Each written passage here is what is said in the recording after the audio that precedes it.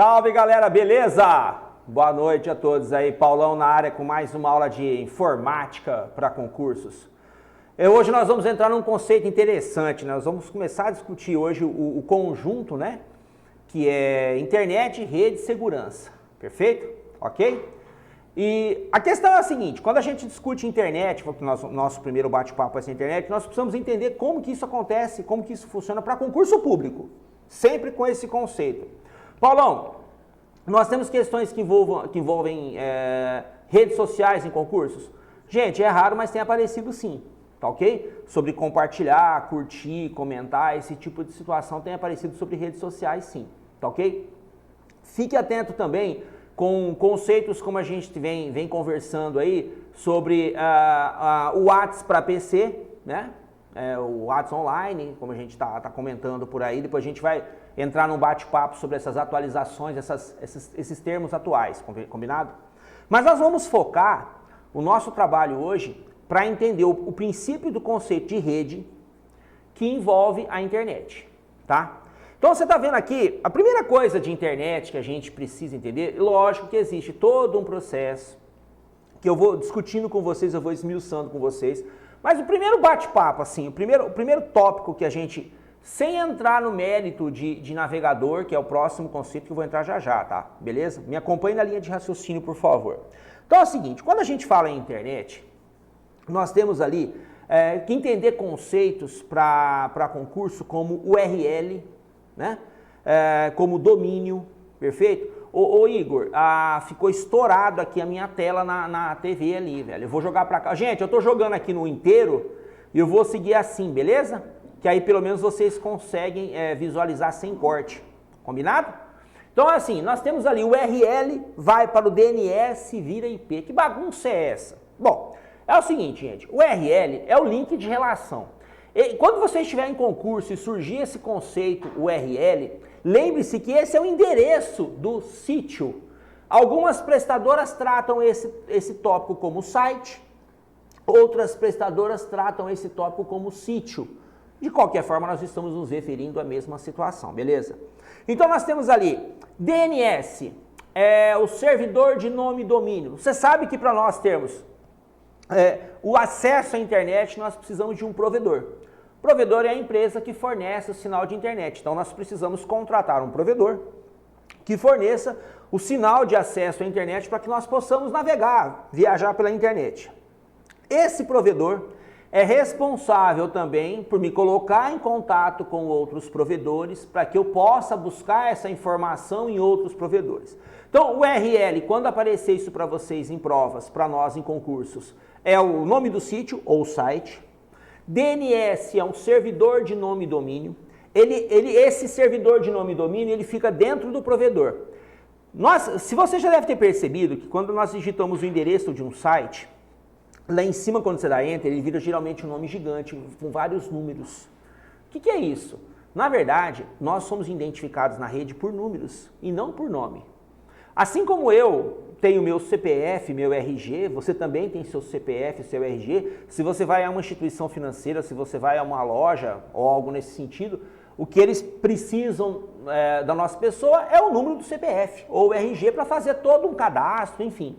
A mesma coisa acontece na internet. Nós precisamos desse número de identificação dos sites, do serviço. Então, peraí, Paulão, tudo que está dentro da rede é definido por uma numeração, isso. E esse número é chamado de IP, protocolo de identificação, perfeito? Então, eu digito o endereço do site, ele vai para o provedor, que dentro do provedor eu tenho o DNS, o servidor de nome e domínio, e ele faz a conversão do nome do site para o IP dele. E o que ele vai buscar na rede é o IP, perfeito? O número de identificação, ok? Então, a URL vai para o DNS, que é um servidor do provedor, e de lá então ele faz a conversão e me joga para a rede para eu buscar o site. HTTP é um protocolo de identificação, protocolo de hipertexto. // isso nós já conhecemos. www, World Wide Web, quer dizer rede mundial de computadores. Só tomem um cuidado nas provas, porque muitas prestadoras trazem a internet como rede mundial de computadores. E nas questões aparecem várias vezes que a internet é uma rede que liga várias redes. Então, se você estiver em um concurso e ele perguntar o que significa a internet, e ele colocar que a internet é uma rede mundial de computadores, beleza. Se não tiver essa segunda opção que eu te falei, ok. O que acontece normalmente é que eles consideram que a internet é uma rede que liga várias redes. Então, eu peço a você que está me assistindo que fique atento a esse conceito. Então, peraí, Paulão. Se eu estiver no meu concurso e surgir uma pergunta sobre o que é a internet e ele trouxer esse significado, eu devo optar primeiro por uma rede que liga várias redes. Perfeitamente. Caso não tenha essa opção de resposta e só traga que é uma rede mundial de computadores, eu posso ir para essa. Perfeitamente. É nessa ordem. Você não vai ter outra opção de resposta. Perfeito? Combinado? O domínio é o nome do sítio. Esse domínio deve ser registrado. Nós temos serviços de registro e você paga por ano, você paga uma anuidade por esse domínio, para que você possa mantê-lo, tá ok? Aos seus cuidados, para que você possa usá-lo. E quando você contrata um domínio, você contrata o direito também de utilização para e-mail, que é o arroba, né, para e-mail, ok? Então a Legis Cursos tem o domínio dela e ela pode criar um e-mail, paulão@legiscursos.com.br, normal, tá? .com indica um site comercial. Lembrando, se for edu, educacional, gov, governamental, militar, ok? Então, cada definição de site, a grande, gigantesca maioria é .com, né? Os sites do gov são sites do governo e assim sucessivamente. E a identificação de BR é porque, obviamente, nós estamos registrando esse domínio no Brasil. Se você registrar esse domínio fora do Brasil, você não vai utilizar, por exemplo, se você está nos Estados Unidos, você não usa identificação de BR. Aí você fica com o domínio direto. Perfeito? E você está vendo ali embaixo, numa fonte um pouco menor, o HTTPS, que normalmente as pessoas dizem que é site seguro, né? Eu só queria te fazer uma chamada que esse HTTPS significa site criptografado, né? Transformado em código. Então, eu criptografo uma informação, quer dizer, eu pego essa informação, transformo ela em um código e mando pela rede. E o receptor consegue receber essa informação, decodificar essa informação e ler normalmente. Se alguém interceptar... Paulão, esses sites são totalmente seguros? Essa é uma pergunta que eu ouço muito em salas de aula. Gente, preste bem atenção numa coisa que eu vou te falar agora para concursos. Todas as questões que te afirmarem que a tecnologia é 100% seguro, preste bem atenção. Toda e qualquer questão que disser a você que a tecnologia é 100% segura, você vai lá e procura a resposta falso. Perfeito? Não existe nada 100% seguro em tecnologia. Ah, mas o site esses sites HTTPS, Paulão, normalmente são sites de compras e tudo mais. E aí você procura nesses sites, você encontra normalmente no canto direito inferior um escudo, que é a empresa que certifica a segurança, que toma conta da segurança, né? Se você clicar lá, você vai encontrar que esse site é 99,9% seguro. Bom, 99,9% seguro é um pouco diferente de 100%. Então, lembre-se de uma regra clássica. Não existe nada 100% seguro em tecnologia. Mesmo que eu tenha um antivírus atualizado, moderno, a resposta minha segue a mesma. Perfeito? Ainda mais tratando-se de concurso público, nada é 100% seguro. Combinado? Perfeito? Lembre dessa regra. Claro que depois eu vou voltar nesses conceitos, mas é importante a gente já ir falando para mentalizar. Lembrando sempre que o nosso assunto é voltado especificamente para concurso público. É pensando e estudando as provas de concurso público. Combinado? Então vamos lá. Eu vou trabalhar com vocês, eu vou mostrar para vocês, deixa eu jogar aqui para a tela cheia, duas situações interessantes, que são o Edge, né, que é o navegador padrão do Windows, e o Chrome, que é o navegador padrão da plataforma Google, tá ok? Nós temos também o Mozilla Firefox, que é uma plataforma Linux, perfeito? Mas o que eu tenho ali de importante nessa situação? O que me chama a atenção ali? Se você olhar para a tela do site, se você olhar para o sítio... Ô Igor, eu poderia dar uma ampliada nessa imagem aqui para a galera ver, Igor? Ou eu abrir... O que eu poderia fazer aqui, cara? Só um minutinho, gente. Eu quero deixar essa tela um pouco maior para que nós possamos olhar essa tela melhor, tá? Para você que está me acompanhando aí, ter uma condição melhor de visualização. Ok? Deixa eu voltar aqui, Igor. Isso. Bom, então vamos lá. O que acontece nessa história? Ali eu tenho o sítio, o site do Edge, a abertura. Lembrando que eu não estou discutindo o site da Legis, beleza? Eu estou discutindo o navegador, ok? O browser, tá bom? Perfeito?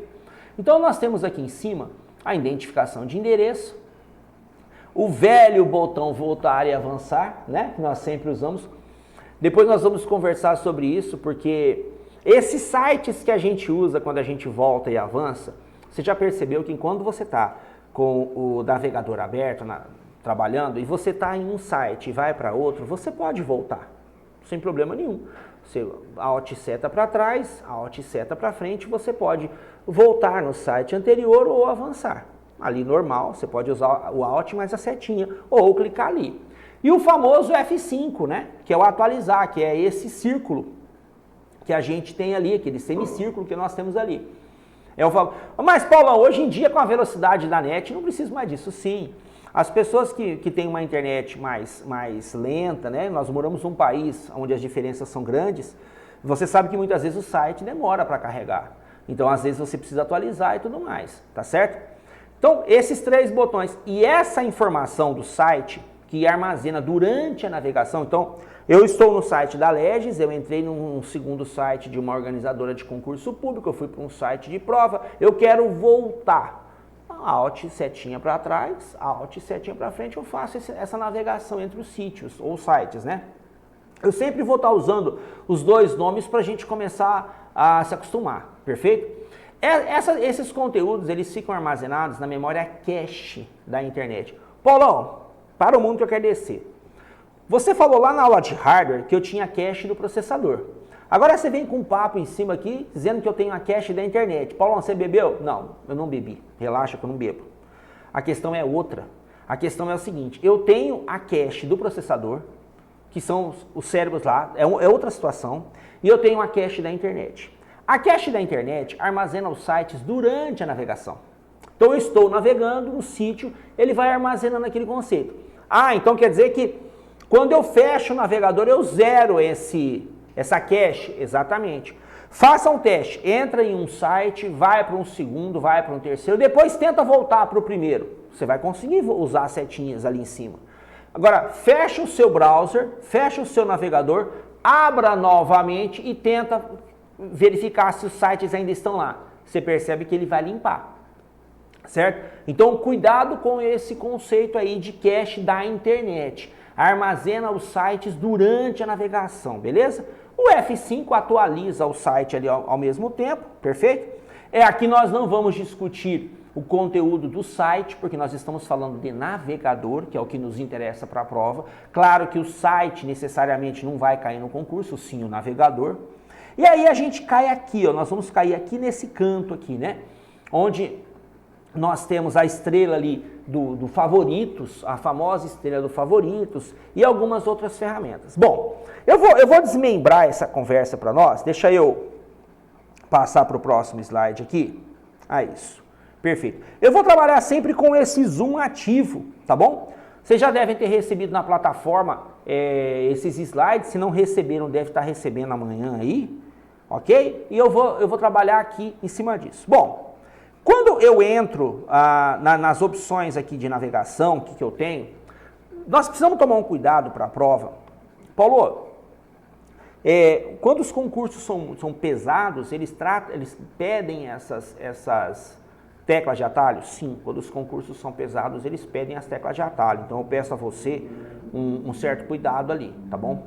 O que é nova guia? Bom, você sabe muito bem que eu tenho aqui os sites, os sítios que eu trabalho, né? Se eu voltar aqui, eu posso abrir outras guias simplesmente clicando no botãozinho mais ali. Nós chamamos de guia normalmente, sem problema nenhum, vou criando ali, tá ok?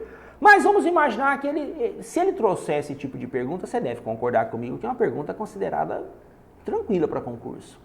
Todo mundo meio que sabe mexer nisso aí, não é verdade? Nesse processo de guia, de clicar no mais. A questão aqui é a seguinte, ó. Deixa eu andar aqui pro próximo. Isso, aqui. A questão aqui é a seguinte, ele vai te perguntar na prova sobre tecla de atalho. Se você for prestar um concurso de nível médio para cima. Então tá lá, nova guia, Ctrl T. Qual que é a diferença de guia para janela, Paulão? A nova janela, ele abre como se fosse um navegador novamente, separado. Então eu tenho ali o meu navegador aberto, eu posso abrir uma segunda janela para ele. Eu posso mexer, trabalhar aqui e deixar outra janela aqui quieta. Isso acontece muito em aplicativos como o Word, como o Excel, por exemplo. Perfeito? Então nós temos uma nova guia, que é dentro da mesma janela que eu estou trabalhando. Então Ctrl T. Paulo, eu não uso isso no meu dia a dia. Não é só você não. A gigantesca maioria de nós não usa isso no dia a dia. Mas cai em concurso. E é ali que é nosso alvo. Tá? Então nova guia. Acho que você entendeu a ideia de que a nova guia ela é aberta dentro da mesma janela. Uma nova janela, ele abre a mesma janela que eu estou no navegador numa outra situação. Mas para que isso, Paulão? Às vezes o cara quer mexer, ele quer aplicar alguma ferramenta, ele quer trabalhar com algum app separado, ele pode trabalhar e manter a primeira janela habilitada. A navegação privativa é um bate-papo que nós vamos conversar separado, tá? É extremamente importante para concurso. Cai muito nas provas, então nós vamos conversar de uma forma separada sobre a navegação privativa. Lembrando de um detalhe, no Chrome é chamado de navegação anônima. Navegação anônima no Chrome, beleza? Fique esperto para mim. Ok? Aqui nós temos os favoritos, que mostra que eu posso adicionar os meus sites ao favorito. Já eu vou conversar com você sobre isso. Histórico. O histórico de navegação que eu tive. Nunca se esqueça de um detalhe importante. Mesmo para quem usa smartphone, beleza? Tudo que você navega, tudo que nós navegamos na internet é armazenado na máquina. Ele carrega no equipamento, ele traz para o equipamento aquilo ali. Então, o que acontece quando ele traz para a minha máquina aquele processo? Quando eu estou visualizando, beleza. Quando eu saio, aquilo vira lixo. Então aquilo ali fica armazenado nos históricos de internet, nos arquivos temporários.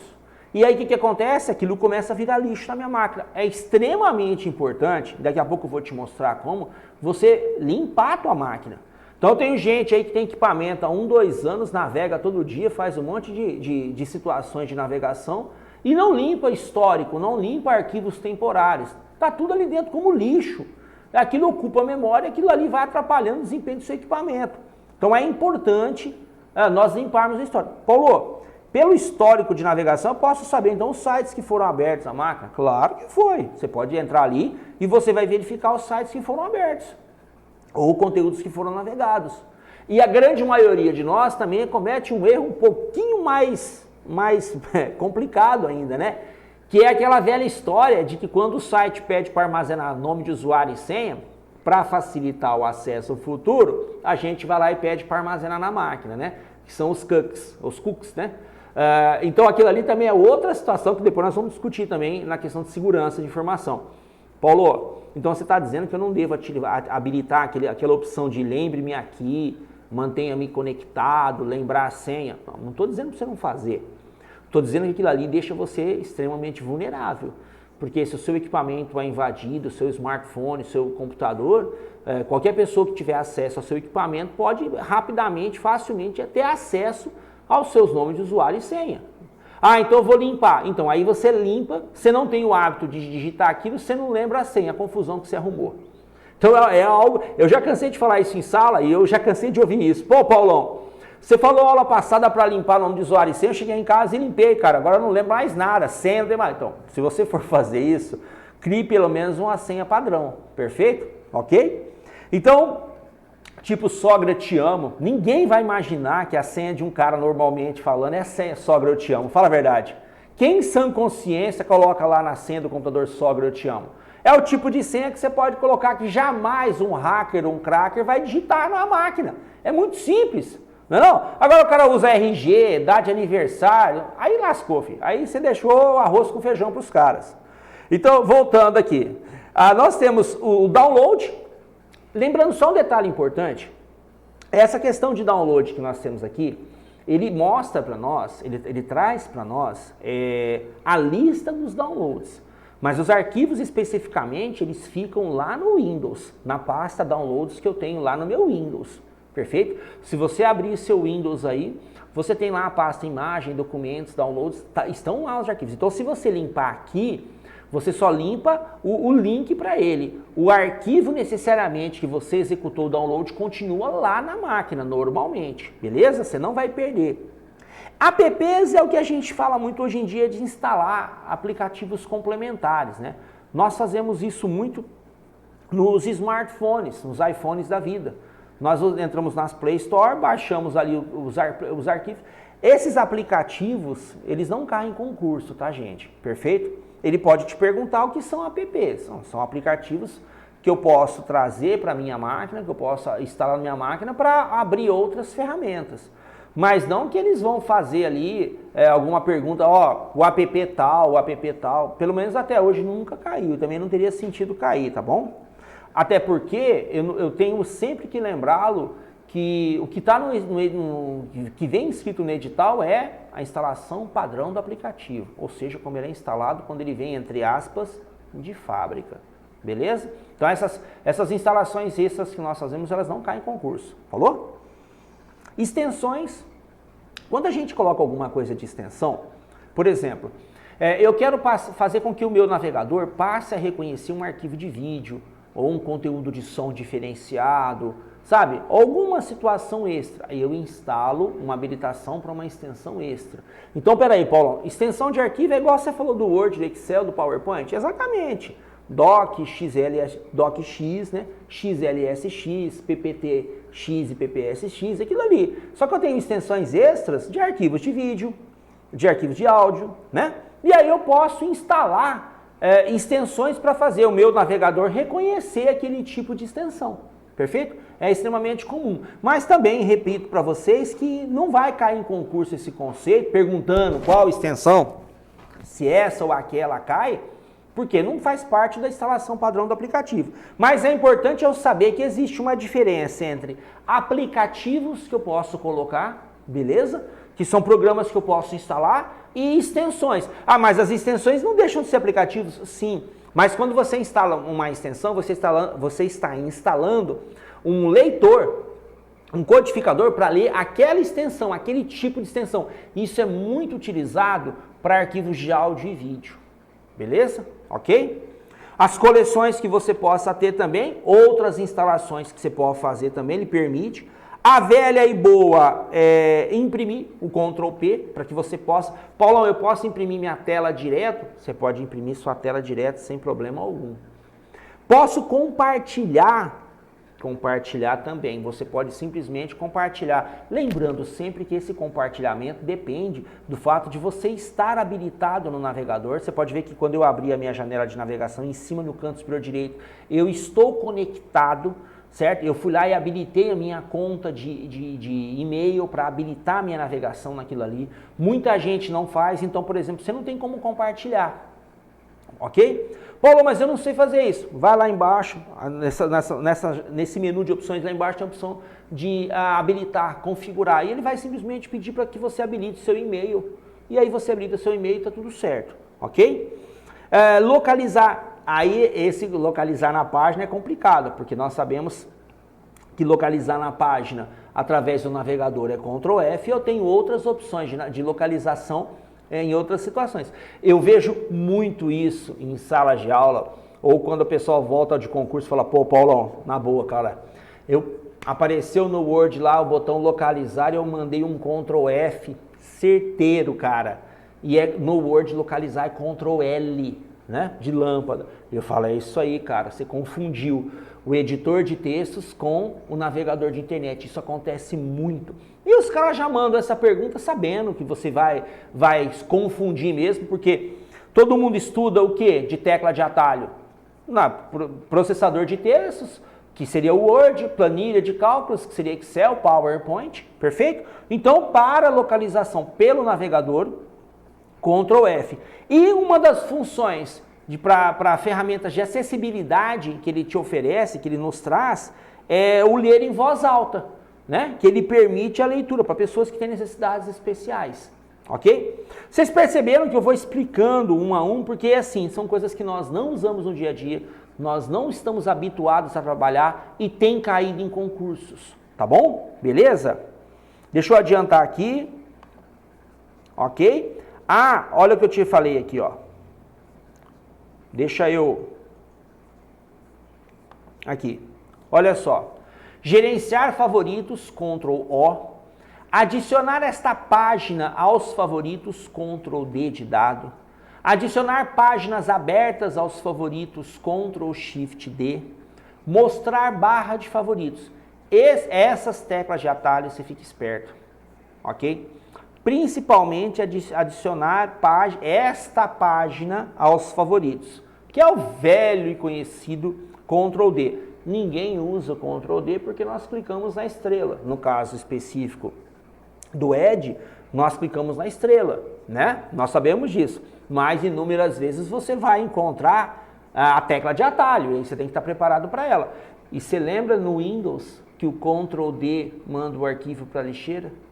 Você lembra no Word que o Ctrl D abre as janelas de configuração de fonte? Aqui o Ctrl D adiciona esta página a favoritos. Olha só.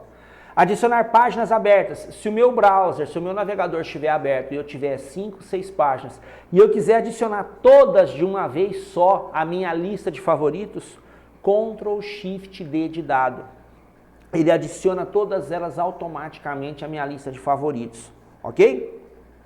Ocultar botão de favoritos, não preciso explicar o que ele faz, que é automático, você já entendeu. Mostrar barra de favoritos, logo abaixo da barra de endereços, ele traz aquela barra para nós mostrando a barra de favoritos. E aí eu tenho a opção de visualizar a minha lista de favoritos. Quando eu não quero mostrar, obviamente, eu posso entrar ali. Paulo, como você chegou a essa janela aí? Eu vim aqui nas opções, entrei aqui nas opções de favoritos, que está aqui embaixo. Tem um botãozinho, minha última botão dessa parte aqui embaixo do zoom, tá favoritos. E quando eu clico ali, aqui em cima você está vendo no botão entrar, ó, a minha conta configurada ali. Tá certo? É por isso que eu consigo compartilhar em outras situações. Então, às vezes, você está em casa e fala assim, vou testar aqui, vou compartilhar alguma coisa com alguém. Você não está conseguindo compartilhar por quê? Porque sua conta não está, o seu navegador não está vinculado à sua conta. Então, cuidado nesse detalhe aí. Sempre lembrando uma coisa importante que eu falo.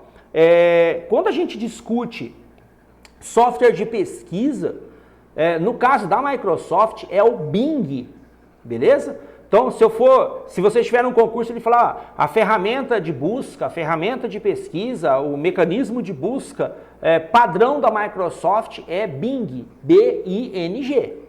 E o padrão conhecido por todos nós, e o software o mecanismo, a ferramenta de busca mais conhecida, obviamente, é o Google, tá? Mas fique atento, porque se você estiver em concurso e ele perguntar qual é mais utilizado, mais utilizado é o Google. Qual é a ferramenta utilizada pela Microsoft? Qual o software de pesquisa, o mecanismo de busca? Você tem que responder que é o Bing, no caso da Microsoft. E, ressaltando, que se a pergunta for qual é o mais utilizado, mais conhecido, é a ferramenta de busca, é Google mesmo, não tem o que discutir. Perfeito? Ok? Vou andando aqui então. Vamos lá. Deixa eu voltar aqui. Deixa eu habilitar. Eu estou dando zoom, gente, porque fica mais fácil para nós conversarmos e fica mais fácil para enquadrar. Perfeito? Olha só isso aqui. Então nós temos ali o gerenciador de histórico, que mostra os históricos de navegação que você teve, ok? Que é o Ctrl H. E embaixo, limpar dados de navegação. É aqui, certo? Minha querida, se você vai na casa do seu namorado e está sempre limpa essa parte de limpar dados de navegação, abre os olhos, filha. Como diria o ditado popular, abre os olhos, filho. Entendeu? Se o Facebook dele não está com a senha habilitada direto no smartphone, no computador, filho, olha, filho, eu vou falar, uma chinelada não faz mal, não. Fala para ele lá. Então a questão aqui é a seguinte, claro que é uma brincadeira para a gente descontrair, né, gente? Isso aqui não é a nossa função aqui, a nossa meta é concurso público. Mas então, quando eu dou um Ctrl Shift Del, eu vou para uma segunda tela aqui, deixa eu só migrar aqui para vocês, espera aí. Para aqui, eu vou vir para a próxima tela que me interessa. Essa daqui, ó. Deixa eu voltar. Aí, voltei. Essa janela aqui, ó. Limpar dados de navegação. Como você percebeu, ele abre para eu limpar a última hora, tá bom? Históricos de navegação, ok? Então tá ali, ó. E aí eu tenho histórico de downloads. Esse histórico de downloads foi o que eu te falei já. Histórico de navegação, um detalhe importante. Você fala, Paulão, é importante eu limpar isso para manter minha máquina enxuta? Gente, quanto mais lixo você armazena no equipamento, com o tempo isso compromete a memória, né? Se você tem equipamentos aí com uma boa quantidade de memória RAM, máquinas melhores, você pode até ficar mais tranquilo, demora mais tempo para você sentir o peso dessa carga. Mas se a sua máquina já é um equipamento mais rodado, né, já tem uma certa idade, essa memória extra que você perde te faz falta. Isso te custa desempenho. Então tá ali, histórico de navegação. Inclui preenchimentos automáticos na barra de endereço, certo? Quando você está navegando lá e você digita, ele coloca automaticamente os endereços para você quando você começa a digitar. Se você acha isso, eu sugiro sempre quando você vai aqui ao intervalo de tempo, limpar tudo, tá? Paulão, mas eu tô com medo, cara, porque você falou que se eu limpar tudo eu posso perder aquelas senhas que eu deixei habilitadas. Espera aí que eu vou te mostrar como você não perder aquelas senhas, calma lá. Então o histórico de navegação nada mais é do que os sites que você navegou, tá? Histórico de downloads são os downloads que você fez, mas lembrando que o download ele fica gravado no Windows. Ele não vai ficar gravado aqui. Então limpar aqui só vai tirar ele dessa lista de downloads. Se você for lá no seu Windows, na biblioteca, lá na página de downloads, lá na pasta downloads, o seu download continua lá normalmente, tá bom? Cookies e outros dados de site. De 10 sites, desconecta você da maioria deles. Olha só isso aqui. É ali que você não pode habilitar. É ali que você não pode mexer. Porque se você entrar aqui, por exemplo, histórico de navegação é muita coisa, geralmente pesa na máquina. Download não é só link. Esses cookies também não pesam muito. Só que tem um detalhe, é ali que fica armazenado nome de usuário e senha para navegação. É ali que você tem que tomar cuidado. Porque ali, ó, cookies e outros dados. De 10 sites, desconecta você da maioria dos sites.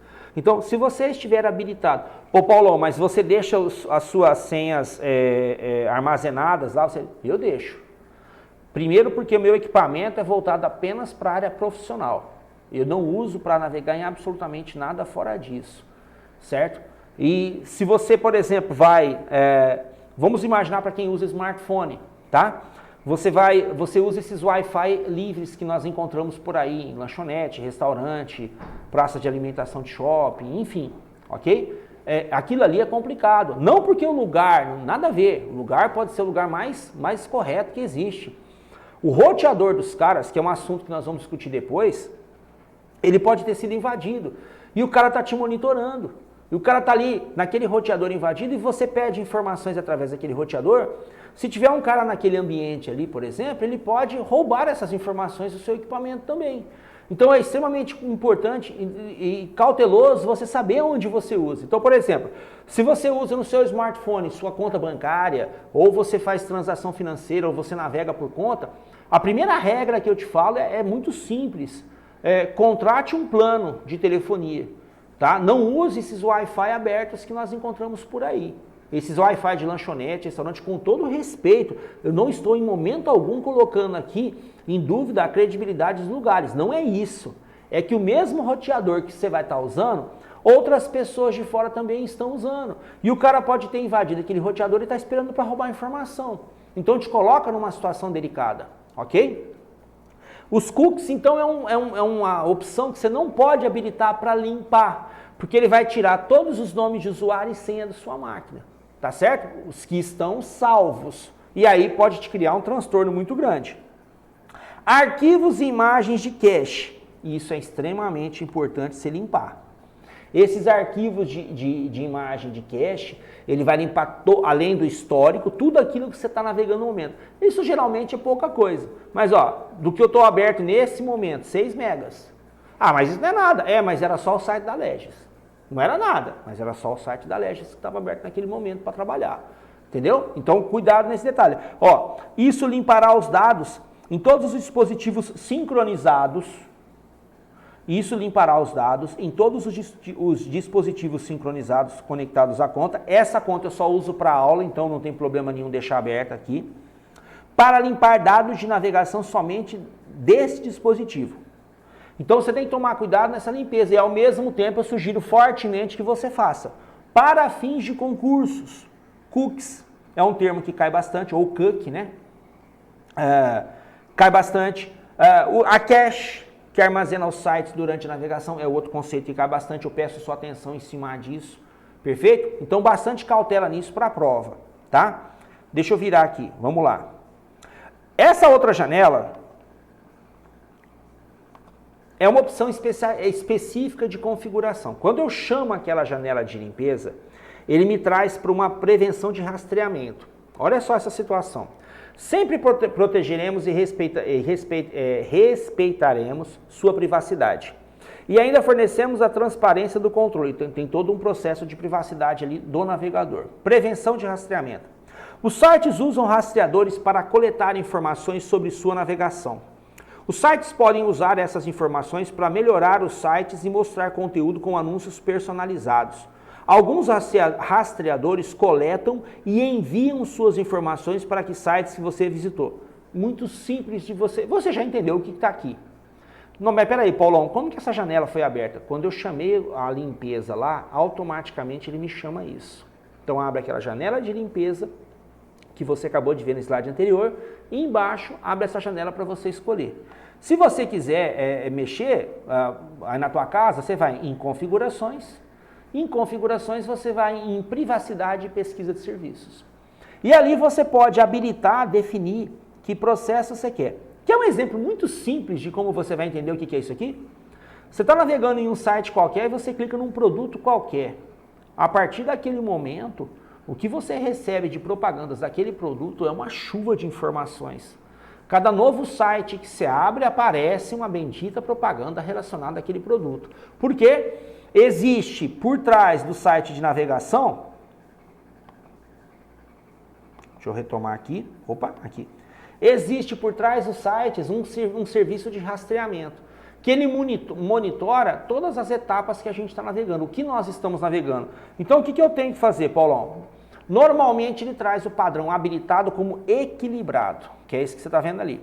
Você pode, isso já vem na configuração dele, que é o serviço equilibrado. Bloqueia rastreadores, o conteúdo dos anúncios, os sites, tal. Beleza? Eu tenho o conteúdo básico, que deixa passar rastreador, eu não aconselho você a habilitar.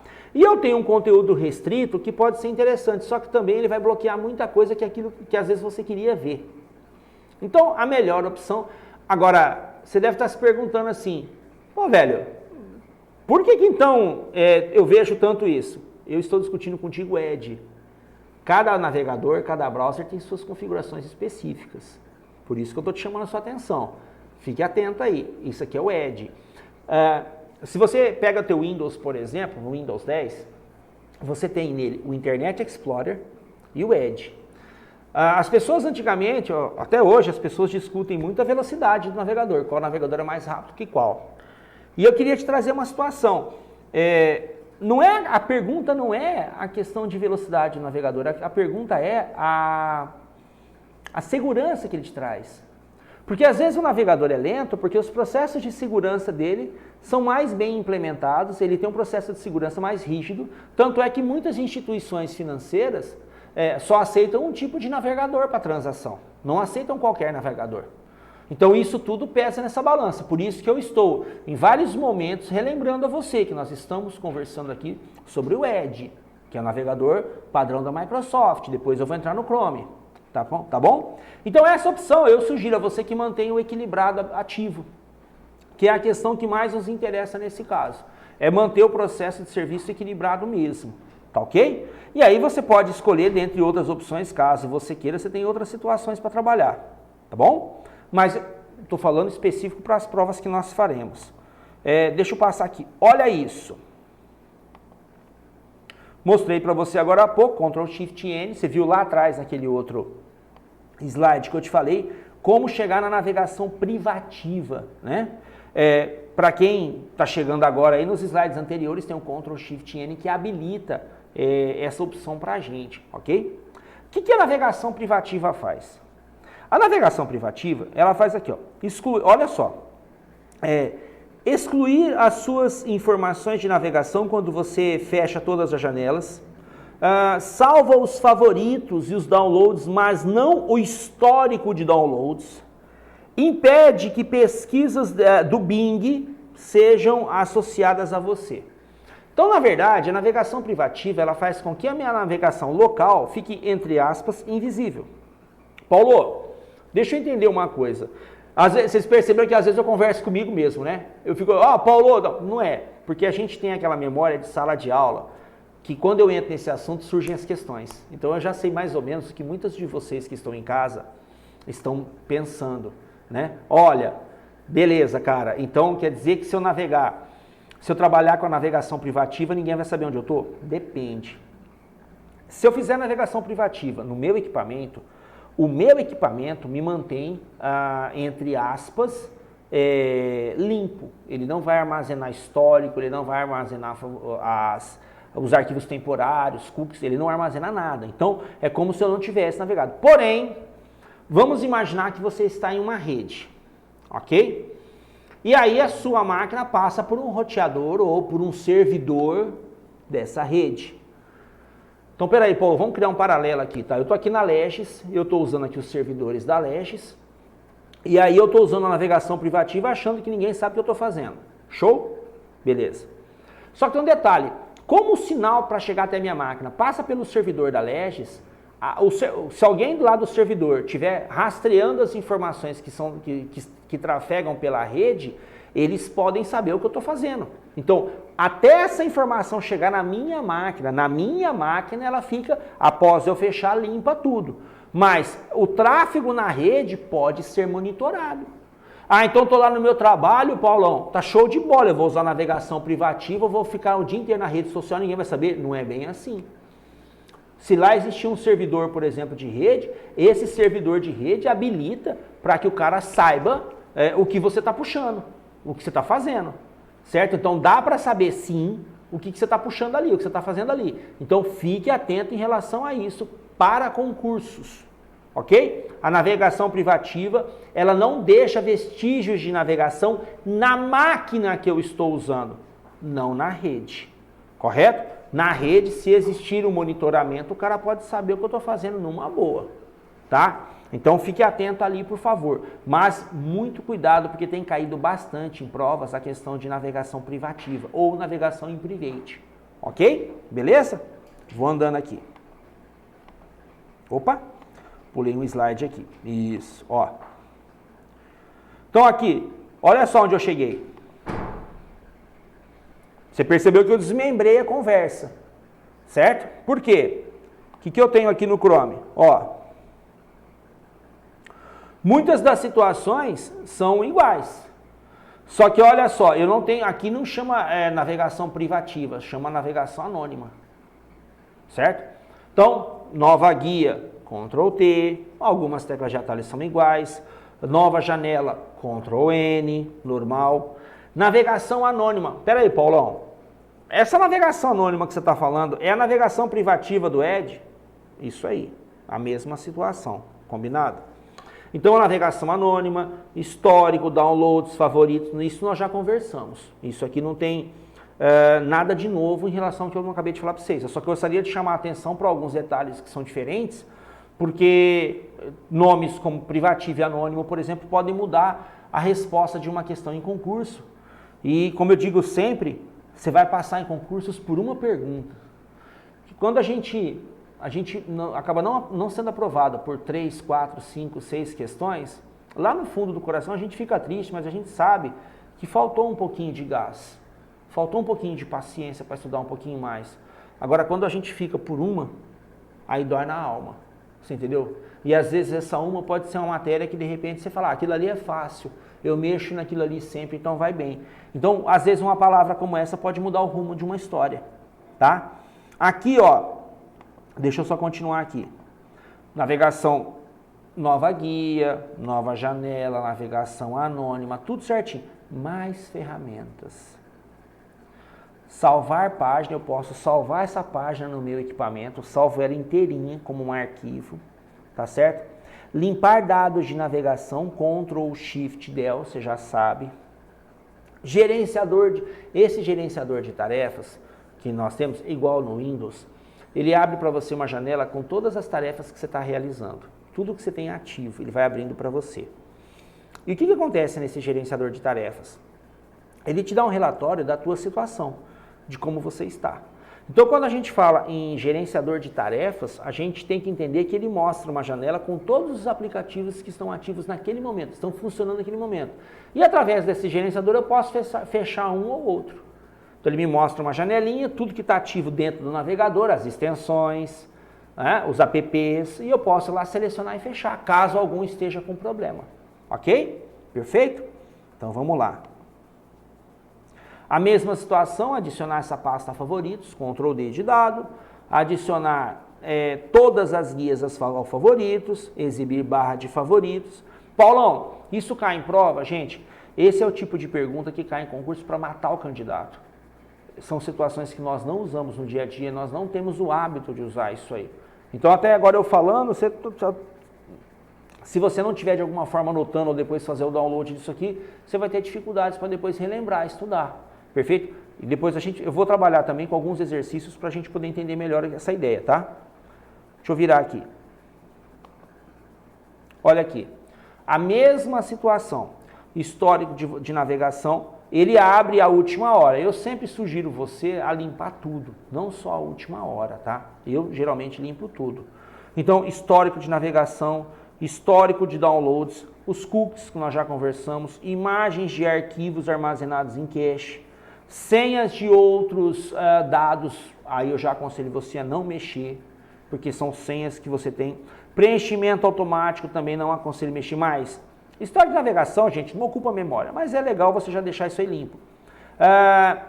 Imagens de arquivos temporários em cache também. Essas outras situações é importante você manter limpo no equipamento.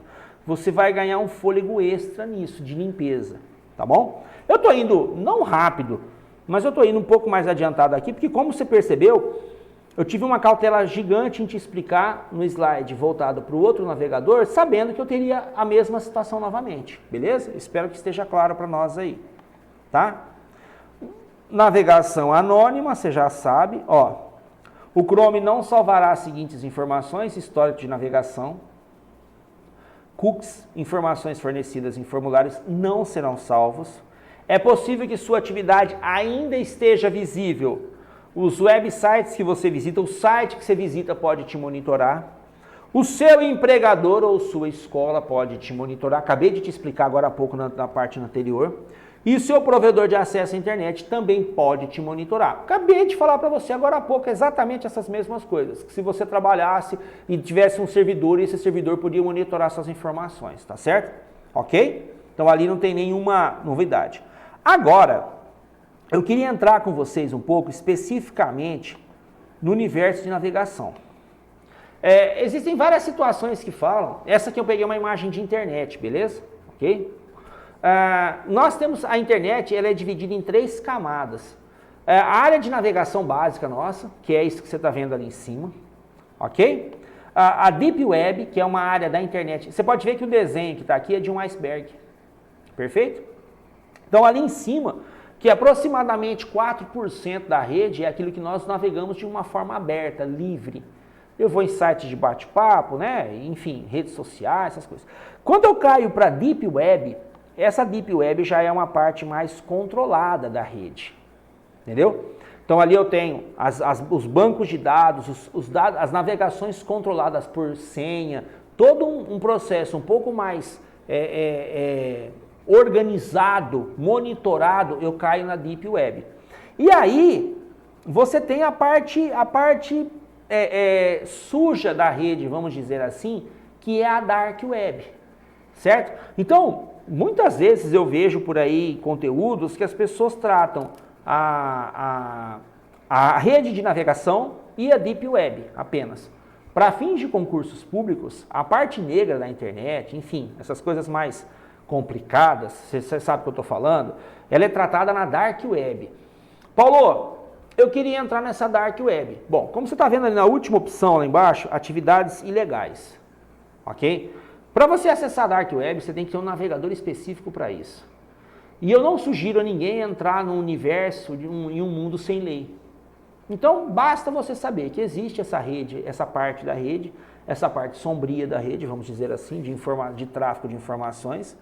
Nós temos a Deep Web, que é uma parte controlada. Essa parte, que é a parte gigantesca, existe um controle de navegação, sabe quem é, onde aparecem as intranets, as extranets, né? As redes privadas. Lembrando que a gente tem que entender que rede privada é uma coisa, a intranet é um tipo de rede privada, nós vamos conversar sobre isso depois, mas eu acredito que ficou claro de nós entendermos que existe a área de navegação, que está aqui em cima, né? A Surface, a Web, a Deep Web, que é a parte também já controlada de navegação, mas eu consigo navegar normal, desde que eu tenha meu nome de usuário, minha senha, meus registros dentro daquilo que me pertence.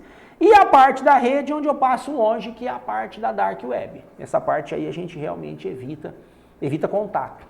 Beleza? Ok? Então vamos lá, vamos seguir nossa história. Aqui tem um detalhe interessante. Aqui eu vou começar a discutir com vocês um pouco da parte da rede necessariamente. Eu conversei sobre navegador, que é uma parte que a gente tem mais acesso. Essa questão de internet para concurso, ela ilude muito, porque assim, as pessoas normalmente me falam, eu uso internet todo dia. Beleza, mas você não conhece tecla de atalho de navegador, você nunca abriu seu navegador para ver o que tem lá dentro. Muitas pessoas nunca usaram Ctrl Shift Del para limpar, não sabem o que é navegação anônima, e esses conceitos caem na prova. Esse tipo de situação te arrebenta num concurso. Então, não é porque eu navego ou que eu uso um aplicativo de navegação que eu conheço as ferramentas. É um processo bastante diferente, você concorda comigo? E aí é o seguinte, existe todo equipamento, vamos pegar, eu gosto sempre de criar paralelos para facilitar no entendimento para a prova. Se você comprar uma bicicleta, tem o número de chassi da bicicleta. Se você comprar uma moto, tem o número de chassi da moto. Se você comprar um carro, tem o número de chassi de um carro. Aquilo ali a gente chama de endereço físico, porque uma arma tem endereço físico, não é verdade? O que acontece nessa situação específica? Quando a gente fala em computador, Paulo, mas você falou do IP, cara, que o IP é o protocolo de identificação. Só que esse IP, ele modifica a cada acesso que eu faço. Se eu estou na minha casa, eu uso o IP da minha rede local. Se eu vou ao shopping, eu uso o IP lá do shopping. Então, esses IPs, eles podem ser fixo ou dinâmico. O dinâmico imagina uma coisa junto comigo. Eu tenho uma lanchonete, beleza? Essa lanchonete tem 30 jogos de mesa, perfeito? Ela atende 30 pessoas ou 30 famílias num dia apenas? Não. Eu tenho uma mesa ali, eu estou sentado, eu uso, eu saio daquela mesa, outra pessoa pode sentar e usar a mesma mesa e saio da mesa. Isso é o IP dinâmico. Então, quando eu estou naquela área de atuação, eu estou usando aquele IP. Quando eu saio, outra pessoa usa. Não o mesmo IP, mas o espaço que eu estava ocupando. Ela vai ter outra comanda lá no restaurante, né, na lanchonete. Mas o espaço que eu estava usando, ela vai estar usando também. Então, esse processo ele é rotativo. Eu consigo fazer esse processo rotativo, no caso do IP. E o IP, esse é o IP dinâmico, então ele muda de situação, muda de numeração. O IP fixo, geralmente é para a empresa vai lá e compra uma mesa para ela, essa mesa é minha. Se eu estiver trabalhando, eu uso, se eu não estiver trabalhando, essa mesa fica vazia. Vocês sabem muito bem que existe uma diferença descomunal de preço, você já está sacando a ideia? Que se eu tenho uma mesa rotativa onde várias pessoas podem sentar e trabalhar durante o dia, mesmo sendo números de comanda diferente, mas usando o mesmo espaço, é uma coisa. Se eu tenho uma mesa fixa, se o cara está ali ou não está, a mesa é dele, é outra realidade. Acho que você entendeu o que eu quero dizer. Então, o que acontece nesse caso? Eu tenho um IP dinâmico, que vai trocar, e eu tenho um IP fixo, que geralmente é para a empresa. A empresa paga um valor muito mais alto, mas aquele IP é só dela, só ela usa aquele espaço ali, se ela não estiver usando, larga lá. Só que em contrapartida, além desses números que podem, como você percebeu, ser alterados, tem o número de chassi. Paulo, então esses números aí seria como se fosse a placa de um carro, a placa de uma moto. em onde antigamente, né, eu podia trocar essas placas, antigamente era assim, sim, perfeito.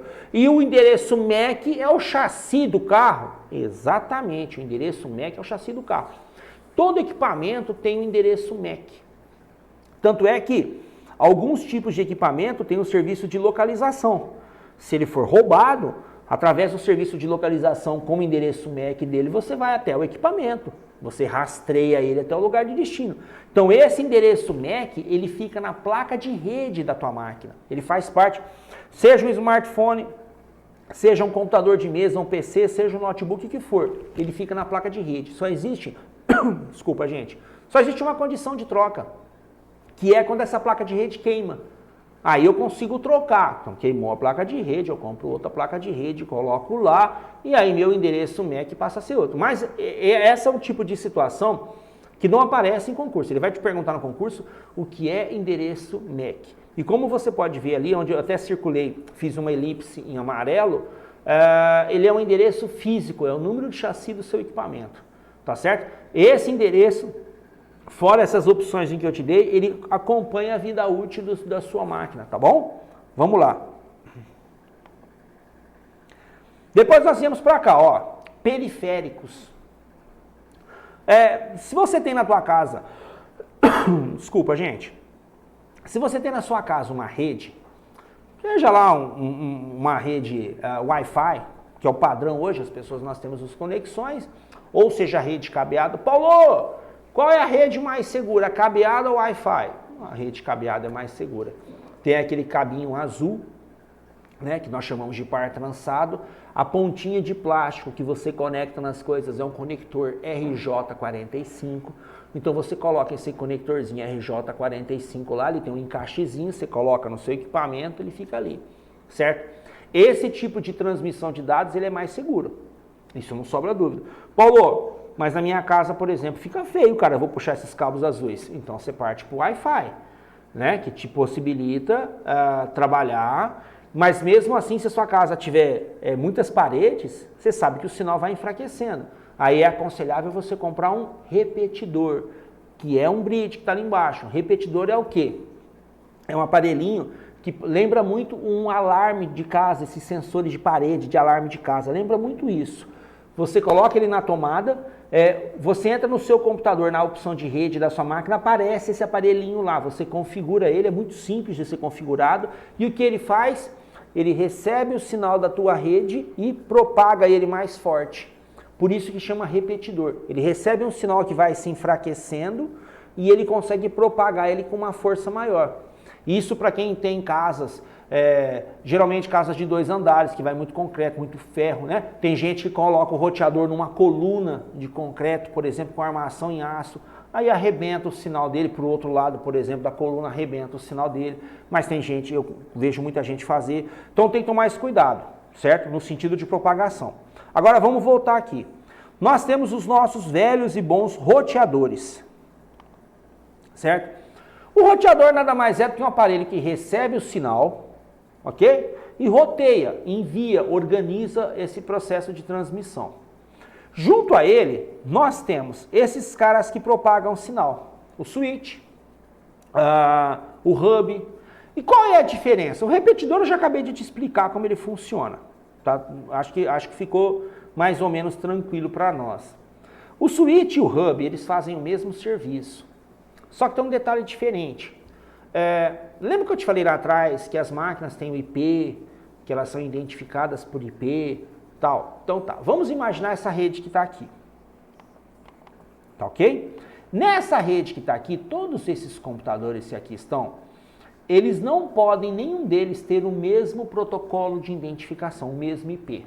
Na mesma rede, eu não posso ter dois computadores com o mesmo protocolo de identificação. É como se eu tivesse 2 pessoas com o mesmo CPF, 2 pessoas com o mesmo RG. Legalmente falando, eu não posso ter isso. Alguma coisa há de errado. Já na identificação da rede, ela nem aceita que você coloque, por exemplo, 2 máquinas com o mesmo IP. A rede já nem deixa você configurar isso aí, ela já te corta ali mesmo. Então, o que acontece nesse caso? O switch, ele recebe o sinal, e fala assim, ó, beleza, eu tenho aqui 20 máquinas conectadas a mim, beleza? Tá. Esse sinal é para o IP tal. O que o switch faz? Manda para o IP tal, vai direto para a máquina, sem passar por ninguém, sem passar por intermediário, vai direto para a máquina. Então ele é rápido. O hub que está aqui embaixo, que faz o mesmo serviço, o hub tem um problema, ele não consegue identificar a máquina por IP. Então ele pega o mesmo pacote de dados e manda para todo mundo, quem foi, foi. Quem não é dono da criança descarta, e os caras que são dono da criança ele segura. Essa é a ideia deles. Então assim, a grande diferença entre os dois é a velocidade, como você pode perceber. O switch, se ele tiver 30 máquinas e a informação for para a máquina 27, para o IP da máquina 27, ele manda para a máquina 27. O hub não tem essa capacidade de identificação de IP. Então ele não tem essa mesma velocidade de transmissão de dados, ele manda o pacote. Ok? Mas em todos esses casos, eu preciso desses caras. Paulo, a minha casa usa um roteador sem fio, um roteador Wi-Fi. Show de bola, sem problema nenhum. O que o seu roteador faz? O mesmo serviço do switch. Aliás, grande parte dos roteadores Wi-Fi, eles têm atrás deles entrada para RJ45. Sempre dá para você ligar algum aparelho cabeado nele. Dá para colocar aparelho cabeado. E lembre-se, dependendo daquilo que você usa em casa, por exemplo, é importante você trabalhar com processo cabeado. Tudo depende da necessidade. Pensando em prova, o repetidor recebe o sinal e propaga com maior velocidade. O roteador trabalha basicamente com Wi-Fi, Wireless Fidelity, traduzindo seria o Fi de fidelidade, totalmente. Wireless é sem fio, então totalmente sem fio, perfeito? Esse seria o serviço do roteador.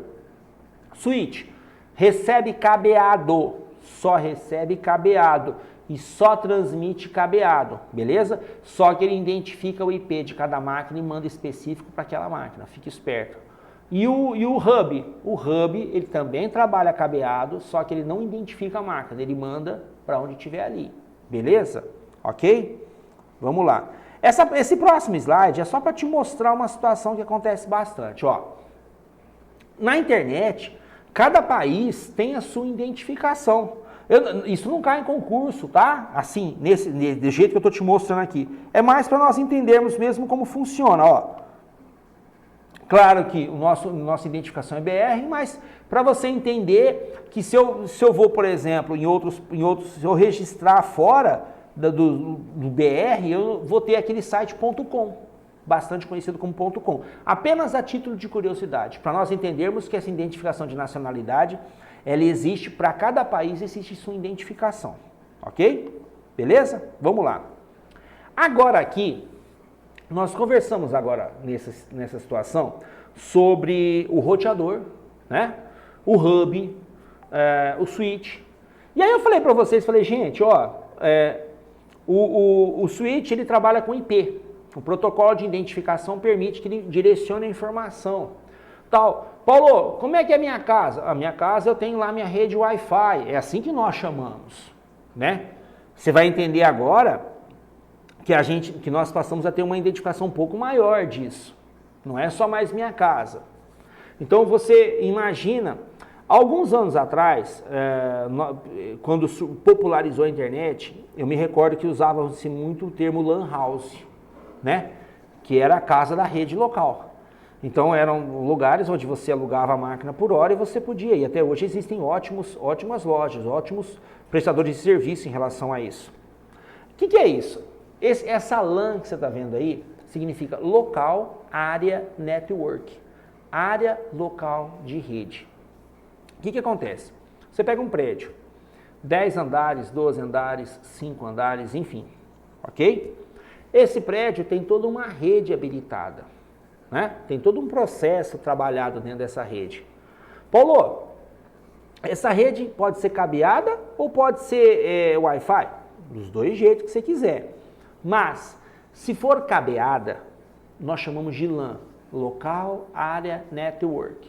Se essa rede local de um prédio, que as máquinas estão interligadas, Paulo, mas lá no prédio que eu trabalho, cada setor, cada andar é de uma empresa diferente e tem a sua rede separada. Beleza, gente? Cada empresa ali tem a sua micro LAN, tem a sua pequena LAN, é LAN.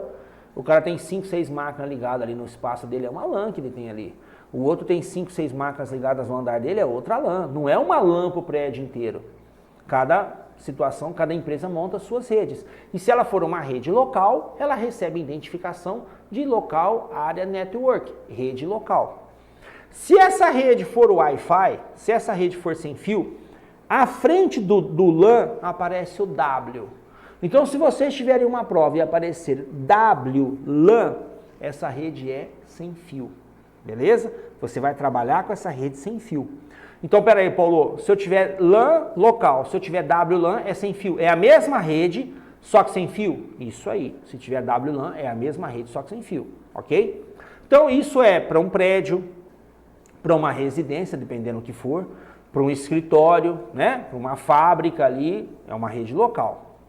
A rede metropolitana, a MAN, é uma rede que já envolve um pedaço, por exemplo, uma cidade, né? Já é uma rede de longa distância, tem uma distância maior e ela já me traz uma situação diferente. Você pode até ver no meu slide que eu inverti na hora de eu digitar ali, eu inverti, ó.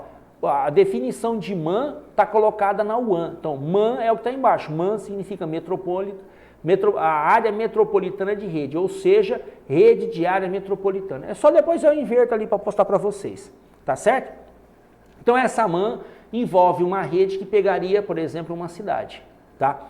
Paulo, nós temos esse processo aqui? Não, nós não temos esse processo aqui, porque envolve uma série de situações. De certa forma, as empresas que fornecem serviço para a gente, elas têm a MAN delas. Elas têm uma área de abrangência delas, você concorda comigo? Mais uma vez, essa rede metropolitana, se tiver um W à frente, não se esqueça, se tiver um W à frente, essa rede metropolitana vai ser sem fio. Ok? Beleza? Mas, sem sombra de dúvida, as que mais aparecem são especificamente LAN e WAN, tá? Nós estamos discutindo rede cabeada ou a transmissão do sinal de rede, perfeito? Porque as pessoas muitas vezes confundem LAN com intranet, extranet, não, nada a ver. Ali é rede virtual, aqui nós estamos falando de cabo, de transmissão de sinal. E a rede WAN é uma rede de longa distância. Por exemplo, eu posso ter uma agência de um órgão aqui, nessa situação, nessa região, e eu posso ter a 50, 100, 200, 300 quilômetros uma ligação com outra LAN. Então, você vai encontrar muito em concurso o termo LAN, mais LAN forma WAN. Esse é um termo bastante comum em concurso, LAN com LAN, WAN. Não se esqueça disso aí, você vai perceber isso nas provas, tá? Então, é normal você encontrar LAN ou WLAN, ok?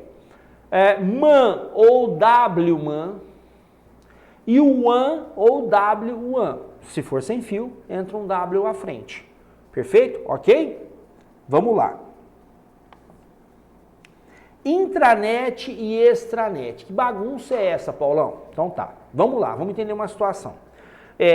Muitas vezes aparece nas provas o conceito rede privada, né? E aí as pessoas se misturam com intranet, não. Rede privada, tem vários tipos de rede privada, beleza? São redes de acesso restrito, ok? Ok, rede de acesso restrito. Intranet é uma delas. A intranet é um dos tipos, uma das opções que nós temos de rede privada, ok? O que é uma intranet? Eu não conversei com você agora há pouco sobre LAN, que é uma rede cabeada, local, bababá, tudo certinho? Intranet ela usa todos os protocolos, todos os serviços da internet, só que ela é uma rede restrita. Eu só vou acessar essa rede, só vai ter acesso a essa rede pessoas que estejam cadastradas nela, pessoas que estejam habilitadas nela, senão você não tem esse acesso. Então, por exemplo, Paulo, eu faço acesso, eu tenho meu cadastro em uma loja de compras, uma loja de eletrônicos. Então, eu acesso o site da loja, eu consigo ver as promoções todas que tem lá, mas para eu comprar, eu preciso acessar o meu nome de usuário e senha, aí eu entro numa área restrita e aí eu tenho direito de comprar. Exatamente. Aí você achou o caminho das pedras. A parte da internet é onde todo mundo chega, todo mundo navega, todo mundo vai. Dessa parte que você precisa digitar a senha dali para frente, onde você precisa digitar a senha para entrar, você está acessando a intranet da empresa. A partir daquele momento, ó, navegação, internet, navegação, deep web, parte restrita, parte com acesso, parte monitorada, lembra? Só um paralelo para a gente poder mentalizar isso aí, só um paralelo, tá bom? Então, internet é onde todo mundo vai, todo mundo chega na internet, ok? Beleza? A partir do momento que eu digitei meu nome de usuário e senha e passei para uma área restrita, eu passei para uma área onde eu tenho o quê? Uma intranet. Ali eu sou cadastrado, o servidor sabe quem sou eu, é uma área que só tem acesso a esse setor pessoas devidamente habilitadas. Então, se você movimenta o seu banco por internet, o site do seu banco, qualquer pessoa chega.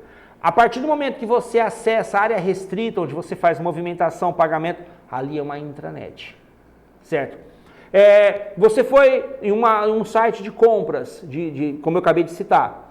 Até a parte onde todo mundo acessa, indiferente de nome de usuário e senha, internet. A parte onde eu acesso com processo restrito, onde eu tenho cadastro para acessar nome de usuário e senha, aquilo ali, intranet. Perfeito? Paulo, então as empresas têm a intranet delas, claro. Todo o controle, elas usam todos os protocolos, usam os servidores, usam o cabeamento, a estrutura física da rede é usada normalmente. Protocolo, servidor, roteador, hub, switch, é usado normalmente. A questão é que a parte lógica, a parte de acesso, somente pessoas autorizadas que vão entrar. Essa é a grande sacada dessa história. Essa é a grande diferença dessa história. Então o que eu peço a vocês é assim, quando você estiver estudando esse conteúdo, lembre-se, uma intranet é um tipo de rede privada que qualquer pessoa habilitada, cadastrada, pode acessar, ok? Ela passou ali, está registrado, habilitado, ela acessou aquela situação. Agora acontece o seguinte, Paulo, beleza, eu trabalho numa empresa e ela tem a intranet dela. Nós montamos produtos, nós montamos, enfim. Só que a nossa empresa, ela precisa comprar matéria-prima de uma outra empresa, que obviamente tem a intranet dela, certo? Mas a intranet é tão segura assim? Não é que ela é tão segura assim, é que para você acessar uma intranet, você tem que ser cadastrado nela, ou seja, você tem que existir com o nome de usuário, senha, CPF, registrado dentro dela, certo? Então tá, então a minha empresa tem uma intranet e eu acesso uma segunda empresa com uma intranet também. Quando essas duas intranets conversam, o que eu tenho? Uma extranet.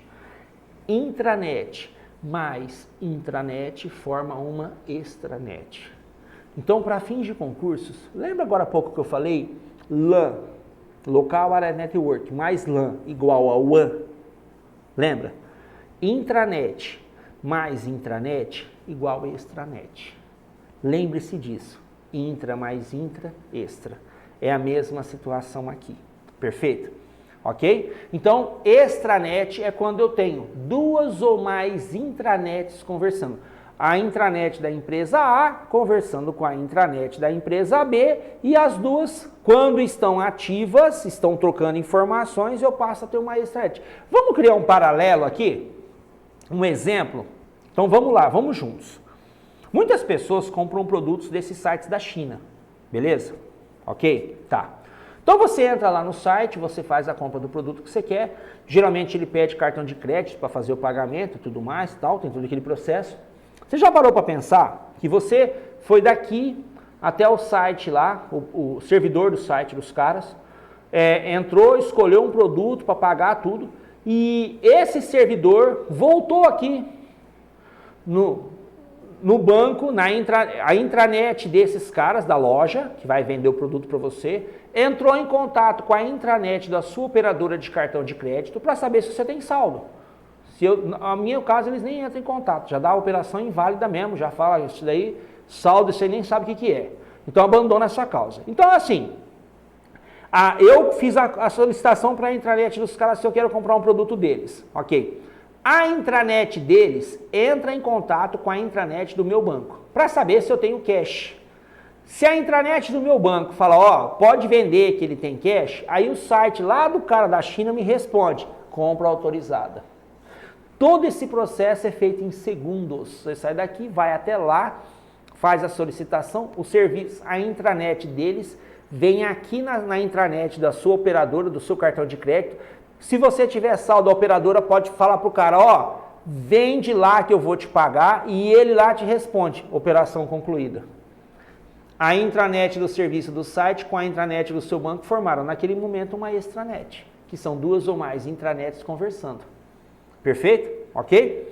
Espero que eu esteja conseguindo transmitir essa ideia para nós aí de uma forma tranquila, tá bom? Vamos lá aqui mais um aqui, ó. Ainda em tipo de rede, nós temos Wi-Fi, Wireless Federation, totalmente sem fio, VPN, Virtual Private Network, rede privada virtual, e PLC, Power Line Connection, transmissão de dados por rede elétrica. Vamos deixar uma situação aqui tranquila. O Wi-Fi eu acho que tá tranquilo, Wi-Fi. Wireless Federation, transmissão de dados por rede, tudo certinho, ok? No segundo momento, nós temos a VPN. O que é a VPN? Você pode ver pelo desenho que eu tenho a internet e eu embaixo eu tenho um túnel, é até usado assim, um túnel, onde eu consigo fazer uma navegação privativa, por isso que chama rede privada. Então é um processo, é um pedaço de rede mais seguro, se é que nós podemos dizer assim, tá certo? Então eu tenho a minha internet convencional, onde eu navego, onde todo mundo navega numa boa, e eu passo a ter uma segunda parte com nível de segurança maior, que é a famosa VPN, tá?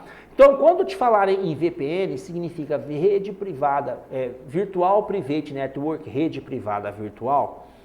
Eu tenho a minha internet normal trabalhando e separado dela eu tenho uma parte que trabalha dentro de uma área restrita, de um nível de segurança maior. Ok? Perfeito? Paulo, usam os mesmos protocolos? Tudo igual. Usa roteador, usa servidor, usa protocolo, usa tudo. Só que o software trabalha de uma forma diferente. Trabalha numa rede separada, um processo de segurança maior. E a Power Line Connection, a transmissão de dados por rede elétrica, ela pega uma outra situação que transmite os dados por rede elétrica.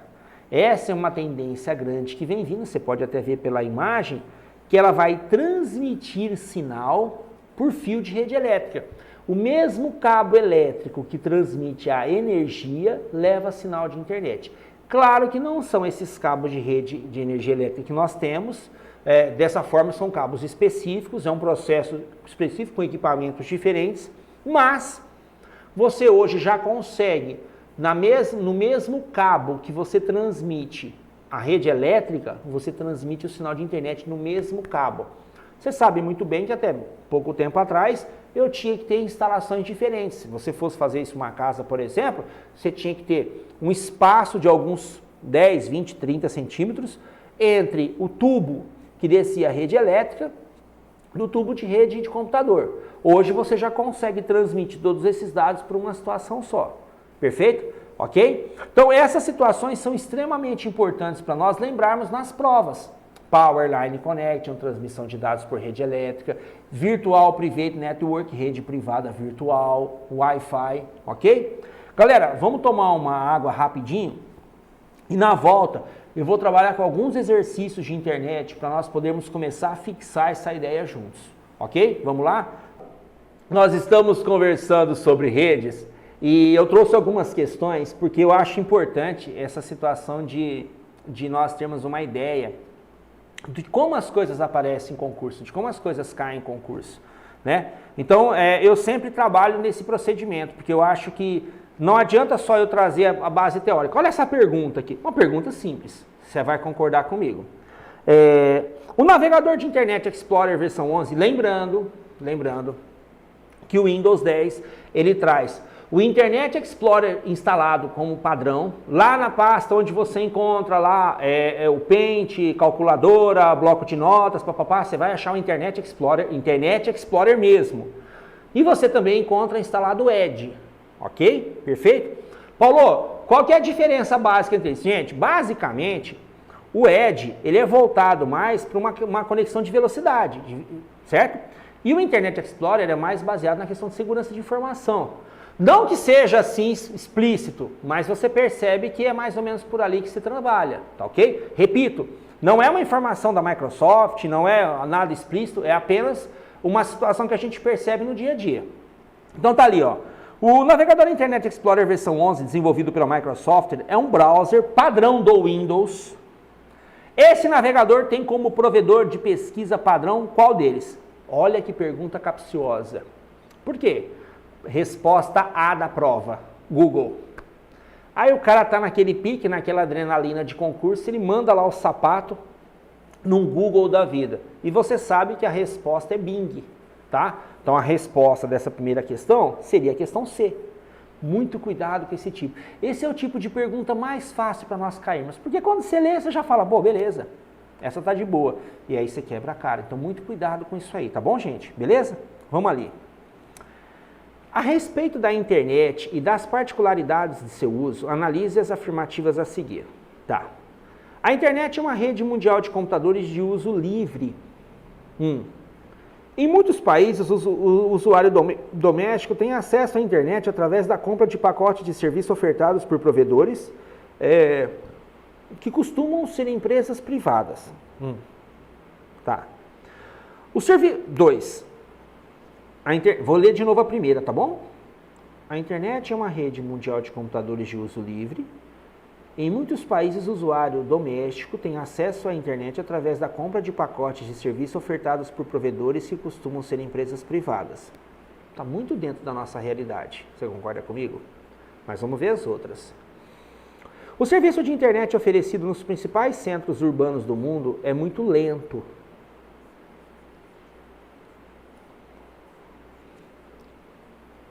Né? Por limitações técnicas. Essas limitações impedem que a velocidade de serviço seja suficiente para usuários desses centros que desejam fazer uso de serviços de streaming.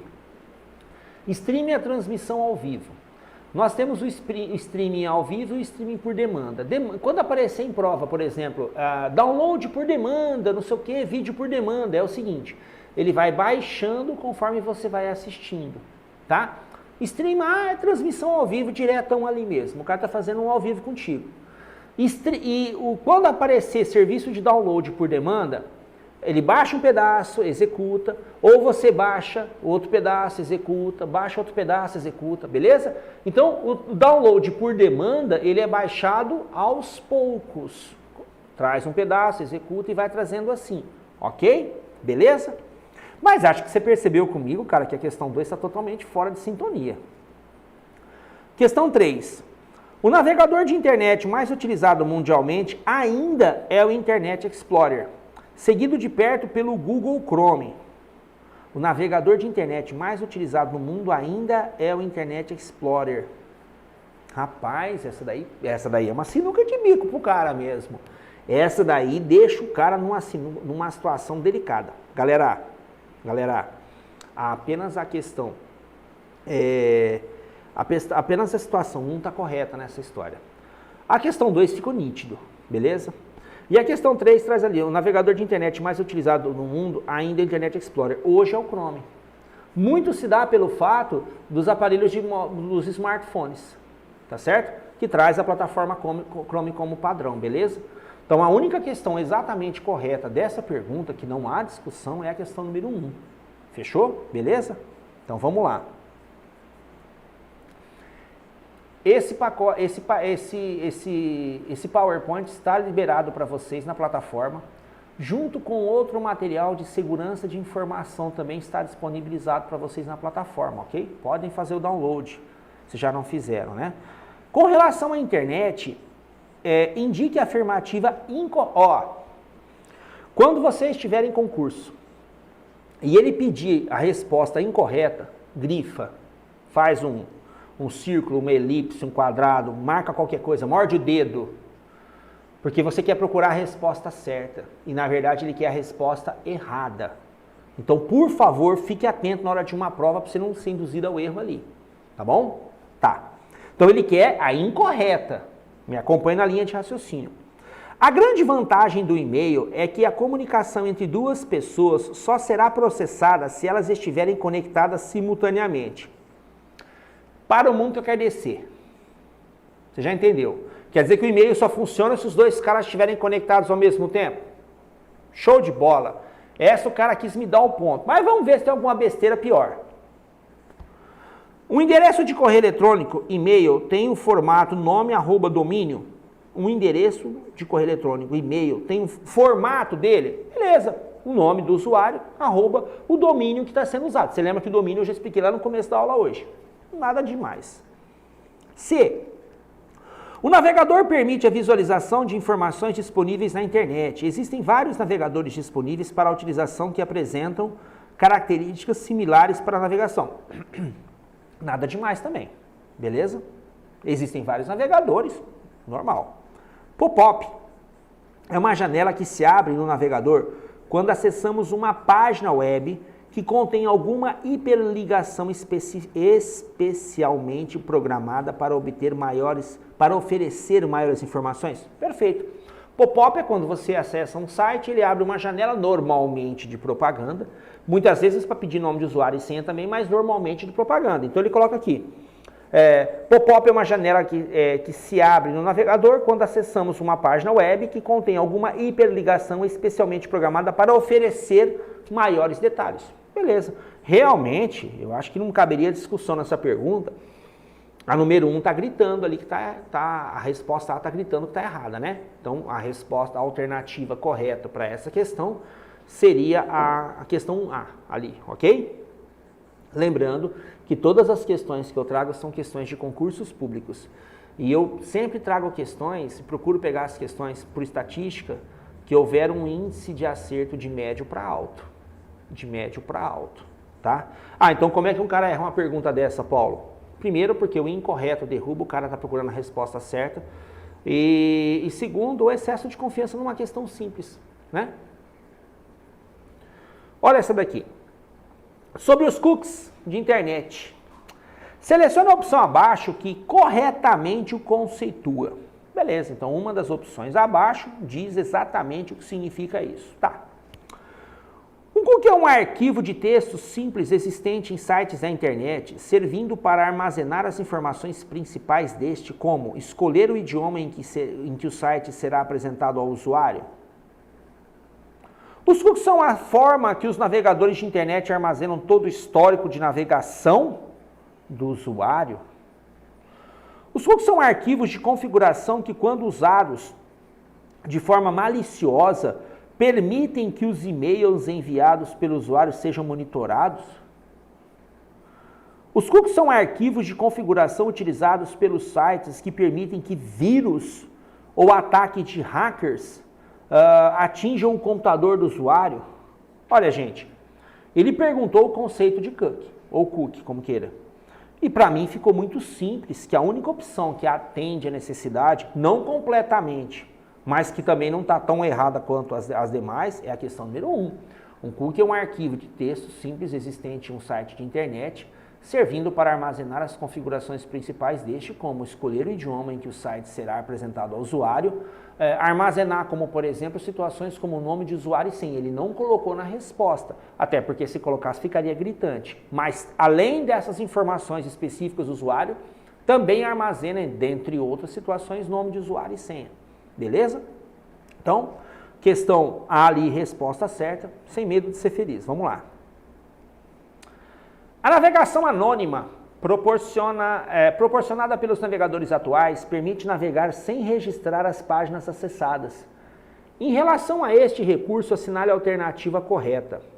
Na navegação anônima não armazena os cookies, navegação anônima armazena. Navegação anônima é 100% indetectável, olha ali, te expliquei que não é, essa está errada. Navegação anônima só pode ser executada em uma aba de cada vez. Óbvio, navegação anônima não armazena cookies, ele não armazena nada, não deixa histórico de navegação, não armazena arquivos temporários, não armazena cookies, tá certo? Mas não armazena Navegação armazena, diz que armazena, que é a situação B, te expliquei que não. É 100% indetectável. Essa daí eu acho que podia colocar muita gente em dúvida, você já sacou a ideia dela também. Tá? Vamos lá. A internet se configura no mundo de hoje como uma das principais ferramentas de comunicação do planeta. A ponte alternativa que apresenta conteúdo correto sobre a história dessa importante fonte de informação dos dias contemporâneos. Uma pergunta, né? Fora de um conceito assim, de concurso hoje em dia, se bem que essas provas são praticamente de 1 ano, tá? Então não tem prova velha aqui não, gente. No final da década de 70, uma agência americana de projetos de pesquisa criou a base de estrutura de comunicação de dados que mais tarde se transformaria na internet. Não dá para saber se está certo ou errada essa. Vou para B. O tráfego eficiente de dados na grande rede somente começou a dar resultados positivos a partir da utilização do conjunto de protocolos TCP/IP desenvolvido no início da década de 70. Diria que essa está errada por um detalhe importante. Ele cita a década de 70 como o começo do desenvolvimento, C. E a internet começou antes. A Fundação Nacional de Ciência, Instituição Americana de Pesquisa e Tecnologia, desenvolveu uma rede comercial chamada FNCNet, que mais tarde faria parte da configuração da internet. Sua origem está fundamentada na implantação de uma rede experimental de computadores de longa distância chamada ARPANET, formada por um conjunto de laboratórios americanos de pesquisa. Somente foi possível consolidar a criação da internet após a adequada junção de redes paralelas como intranet e extranet. Essa daí, né? Demorou um cadinho para essas aí entrarem. Gente, para quem estudou um pouquinho, ou no caso eu que sou da área específica, existe uma palavra que denuncia todo o processo. Uma palavra coloca tudo isso, para mim, num caminho simples, que é a famosa ARPANET, que foi através dela que surgiu o primeiro processo, que foram 3 laboratórios de pesquisa que começaram a criar um processo, e onde surgiu o modem, modulador, demodulador. Então o modem pegava uma informação, transformava em ruído, e essa informação ia pela rede como ruído, chegava na outra ponta, demodulava, transformava em sinal. As pessoas que têm acima de 30 anos vão lembrar que o modem, quando conectava, tinha um gato dentro do gabinete, lá dentro do gabinete tinha um gato, era a transmissão daquela época, era o início do acesso à transmissão que era feito, tá certo? Então, a precursora de todo esse processo foi a ARPANET, beleza? Ok? Em relação aos conceitos básicos sobre internet e suas ferramentas, marque verdadeiro ou falso. Beleza, vamos lá. Software, denominado navegador browser, somente é utilizado para acessar conteúdo da internet e não é cabível de ser utilizado numa intranet. Jesus, falsa. Intranet é um pedaço da internet, são sites ligados através da internet. Eu preciso da internet, eu preciso de navegador para isso. A primeira está falsa, é nítido. Pode ser a A ou pode ser a C. Já me jogou 50%, melhorou minha perspectiva.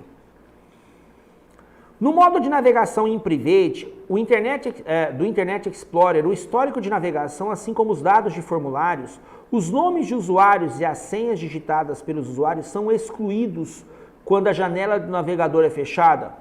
Verdadeira, isso aí está dentro do que nós conversamos hoje. Cookies são pequenas informações armazenadas no computador e são muito utilizadas para rastrear e para manter as preferências do usuário. Essas preferências podem ser compartilhadas, afetando assim a privacidade do usuário. Falei para você hoje que tem que tomar cuidado com esse processo de cookies aqui, lembra? Essa questão é verdadeira. O termo spam está relacionado com o processo de baixar arquivo da internet para o computador pessoal do usuário que faz a navegação na web. O termo spam, que é uma propaganda indesejável, está relacionado ao processo de baixar arquivos. Nada a ver. Nada a ver, resposta falsa. Bom, segundo o nosso material montado, falsa na primeira, verdadeira, falsa. Isso aí, fechou, perfeito. Vamos lá. Analise as seguintes afirmativas sobre os conceitos básicos de internet. O processo de transferência de arquivos de um computador local para um computador remoto é chamado de upload. Download é quando eu baixo informação, upload quando eu envio. Show de bola. Plugin é uma janela que abre no navegador de internet quando se acessa uma página web.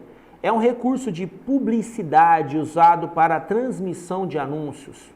Plugin não é para transmissão de anúncios. Plugin é quando eu instalo uma ferramenta que vai fazer reconhecimento, vai instalar outros recursos na minha máquina. Isso é um plugin.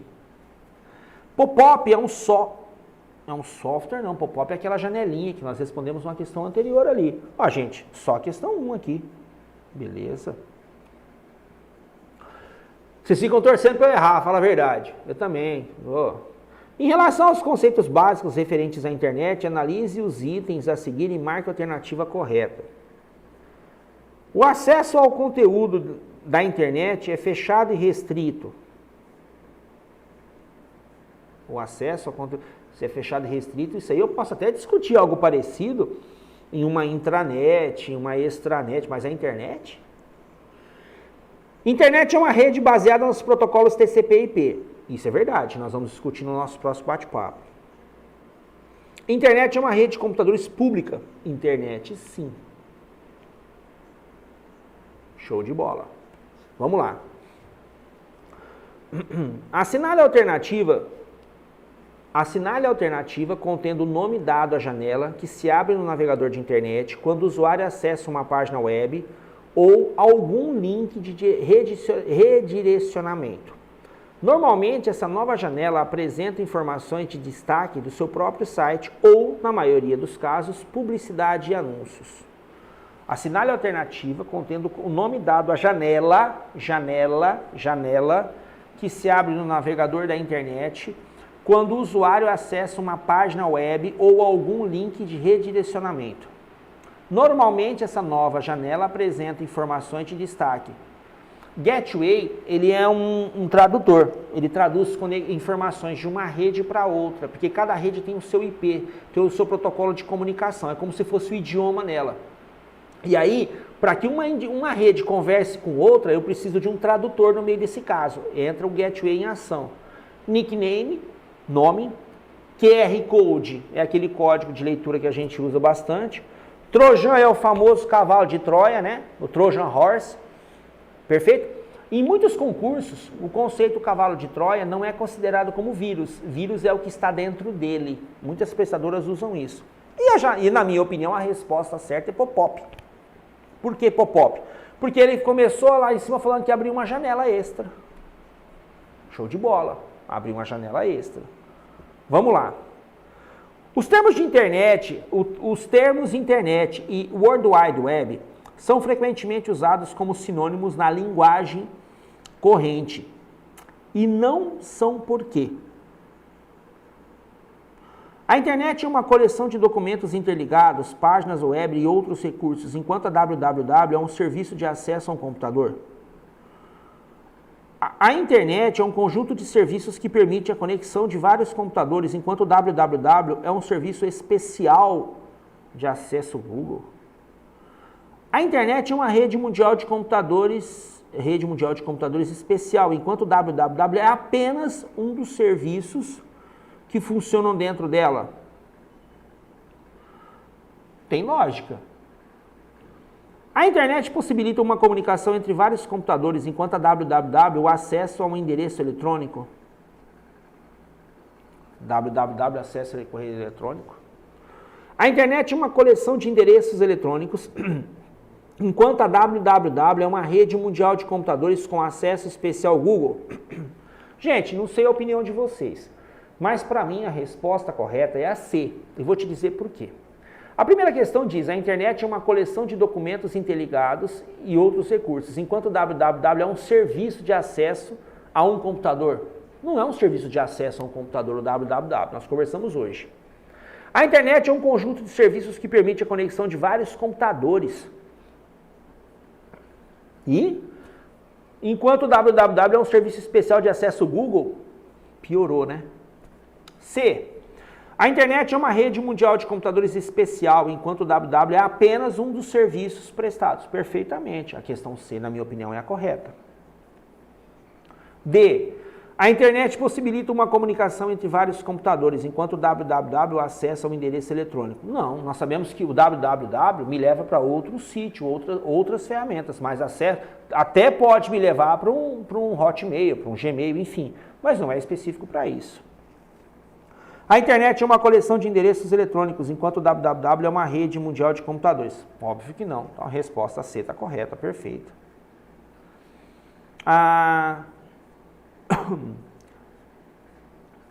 Abaixo estão relacionados os termos técnicos seguidos do significado. Assinale a alternativa que não apresenta a devida correspondência entre o termo e o conceito. Entre o termo e o conceito. Tá. Browser é um programa desenvolvido para permitir a navegação web, capaz de processar diversas linguagens como HTML, ASP e PHP. Backup é um termo em inglês que tem como significado de cópia de segurança. Tá. Download é um termo da língua inglesa com significado referente à ação de enviar dados de um computador local para um computador ou serviço remoto, geralmente através da internet. URL é o endereço de um recurso disponível em uma rede, seja a rede internet ou intranet, e significa em inglês Uniform Resource Locator. www é a sigla para World Wide Web, que significa rede de alcance mundial em português. E agora? Mais uma vez eu chamo sua atenção para um detalhe especial. Olha o enunciado. Abaixo estão relacionados os termos técnicos seguidos do significado. Assinale a alternativa que não representa a devida correspondência entre o termo e o conceito. Não. Grifa, circula, faça elipse, morde o dedo, faz qualquer coisa para você lembrar que você está procurando a resposta errada. Browser é um programa desenvolvido para permitir a navegação web, capaz de processar diversas linguagens como HTML, ASP e PHP. Show. Backup é um termo em inglês que tem como significado cópia de segurança. Cópia de segurança, perfeito. C. Download é um termo da língua inglesa com significado referente à ação de enviar dados de um computador local para um computador de serviço remoto. Download é eu baixar um conteúdo para o meu equipamento, upload é eu enviar conteúdo. E upgrade é a atualização de hardware. Quando vocês estiverem em concurso e aparecer o termo upgrade, atualização de hardware, fique atento. Como assim atualização de hardware, Paulão? Você comprou, na pergunta cita que o cara fez um upgrade na máquina. Ele comprou mais memória, ele comprou uma placa-mãe nova, ele comprou um processador novo, enfim, ele comprou algum componente novo para o equipamento, ele melhorou o desempenho da máquina. URL é um endereço de recurso disponível em uma rede, seja na rede internet ou intranet, significa... Tá. URL está certo, mas é um endereço de recurso, é só um endereço de link. www é a sigla para World Wide Web, que significa rede de alcance mundial em português. Não. A resposta correta é a C. Olha lá. Porque ele pede a não. Eu quero a questão errada. Fique atento com relação a isso. Tá certo? Download é um termo. Olha lá. Assinale a alternativa que não apresenta uma devida correspondência. Download é um termo da língua inglesa com significado referente à ação de enviar dados. Eu quero baixar. Download eu baixo. Upload eu envio. Perfeito? Então a alternativa que eu quero, que é a resposta errada, é a D de dado. Perfeito? Pessoal, no nosso próximo encontro nós vamos continuar esse conceito, esse bate-papo de rede. Nós vamos entrar, vamos falar um pouco sobre protocolos, um pouco sobre aprofundar a questão de segurança de informação. E eu trarei mais questões para a gente estar discutindo, beleza? Espero que hoje a gente tenha aproveitado o conteúdo, espero que vocês tenham aproveitado esse conteúdo aí anotado. E um grande abraço para todo mundo, bons estudos e até a próxima, tá bom? Fica com Deus, galera. Até mais, vamos nessa.